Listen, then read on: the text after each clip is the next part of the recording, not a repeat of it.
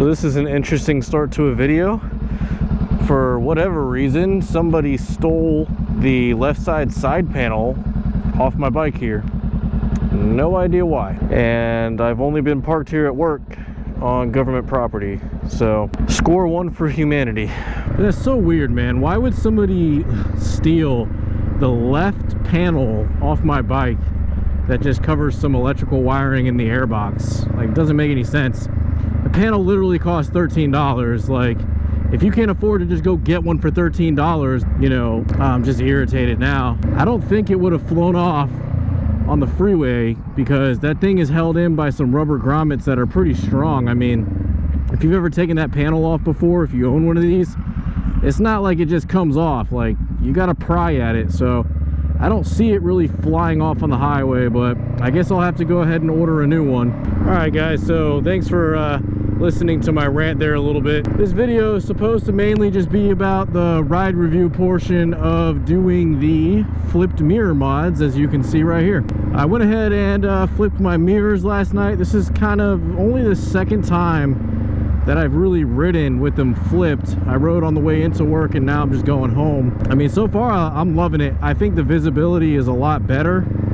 I can actually see in the lane next to me and behind me without my shoulders getting in the way at all, which might be an issue for taller riders like me alone. You know, I'm 6 foot tall, so if you're shorter, you probably don't have, you know, as big of an issue. And if you're thinner than me as well, you know, you don't have quite as broad shoulders, it's probably not an issue. But for California traffic like we're experiencing right now, and when I want a lane split, it feels a lot better because you don't have the mirrors in the way. And I know that they don't extend out any further than the bars do. I mean, even when they were top mounted, they don't really extend any further than the bars. They are a little bit further out when they're top mounted than where they are right now. But having them down low keeps them from being equal with like car mirrors, because sometimes I would come up next to some cars where the mirrors, it would kind of want to tap my mirror depending on how tight and narrow the lane split actually is at that moment. Because sometimes, man, people here are like pretty big dickheads and they'll try to block you.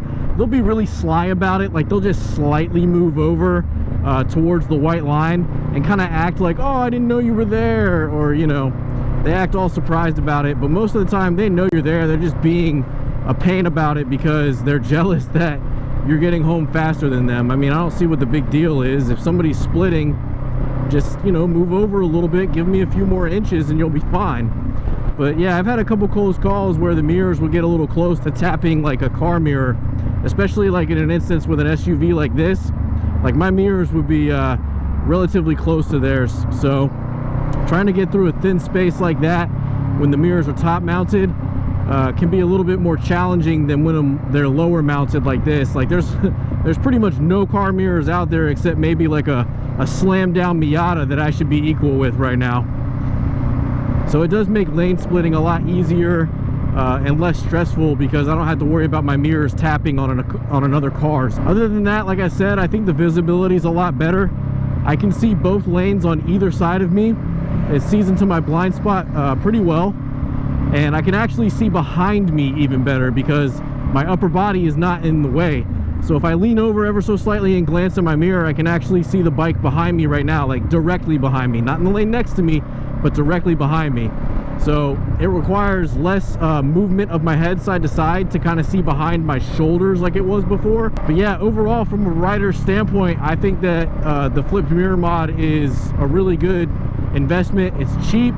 I'm going to show you guys the mounting hardware that I got once I get back to the garage, and I'll kind of just go over some simple steps that you need to take in order to mount these yourself at home. It's really simple. It took me about 30 minutes, and that was with me even kind of doing it incorrectly the first time. So once we get back to the garage, I'll show you guys these mounts, and you can decide for yourself if you want to do it. So let me just say really quick too, before we get back to the garage and go over the hardware, I think that the bike looks way better with the mirrors flipped. I think it looks absolutely fantastic. I mean, it's nice and aggressive, it's sleek, it gives the bike a whole new look of character.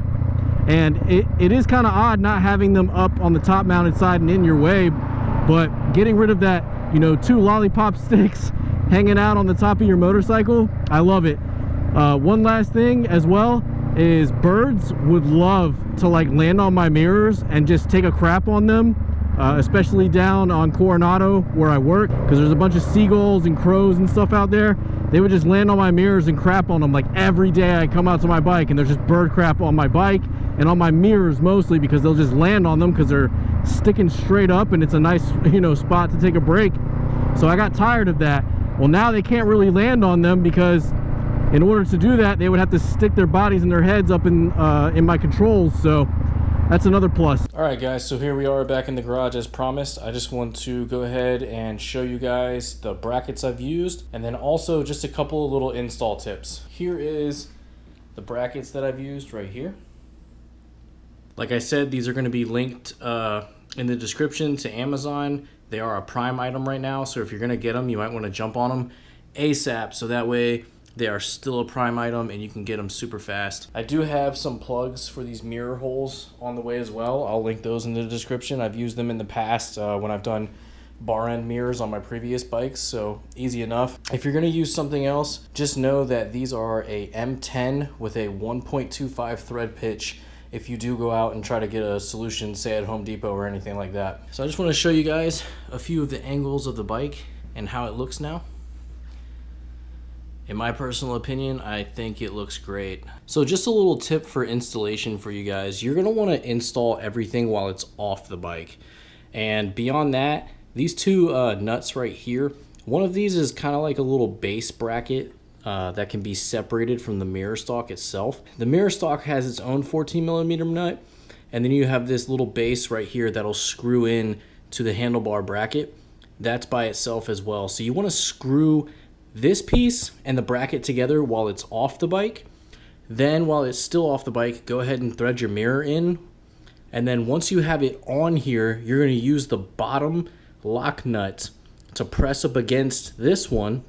Two 14mm wrenches.